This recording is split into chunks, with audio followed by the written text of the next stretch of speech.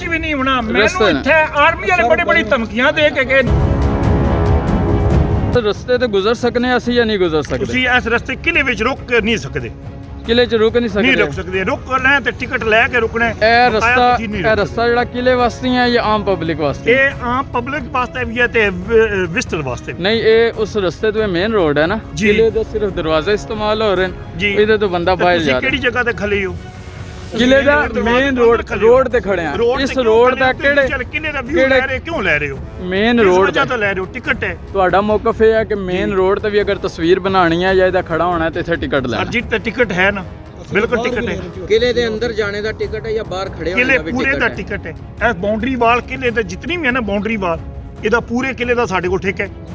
ਪੂਰਾ ਠੇਕਾ ਠੀਕ ਹੈ, ਲੇਕਿਨ ਇਹ ਰੋਡ ਜਿਹੜੀ ਗੁਜ਼ਰ ਰਹੀ ਹੈ, ਅਸੀਂ ਰੋਡ ਤੇ ਖੜੇ ਆ ਫਿਲਹਾਲ। ਤੁਸੀਂ ਰੋਡ ਤੇ ਤਸਵੀਰਾਂ ਕਿੱਦੀਆਂ ਲੈ ਰਹੇ ਹੋ? ਅਸੀਂ ਤੇ ਪਿੱਛੋਂ ਵੀ ਲਈਆਂ ਨੇ ਸਾਰੀਆਂ। ਨਹੀਂ ਉੱਥੇ ਤੇ ਬੰਦੇ ਲੈਂਦੇ ਨੇ ਘਰ ਨੇ, ਬਾਉਂਡਰੀ ਲਾਈਨ ਦੇ ਵਿੱਚ ਘਰ ਵੀ ਹੈ ਨੇ। ਉਹ ਪਿੱਛੇ ਬਾਦੀ ਹੈ। ਕਿਉਂ ਬਾਦੀ ਹੈ? ਕਿਲੇ ਤੁਸੀਂ ਕਿਹਾ ਬਾਉਂਡਰੀ ਲਾਈਨ ਦੀ ਮੇਰੇ ਕੋਲ ਠੇਕਾ ਹੈ ਜੀ, ਠੇਕਾ ਹੈ। ਉੱਥੇ ਖਲੋ ਕੇ ਲੈਂਦੇ ਨੇ ਅਸੀਂ। ਸਰ ਮੇਰੀ ਗੱਲ ਸੁਣੋ, ਜ਼ਿਆਦਾ ਬਹਿਸ ਕਰਨ ਦਾ ਮਕਸਦ ਕੋਈ ਨਹੀਂ।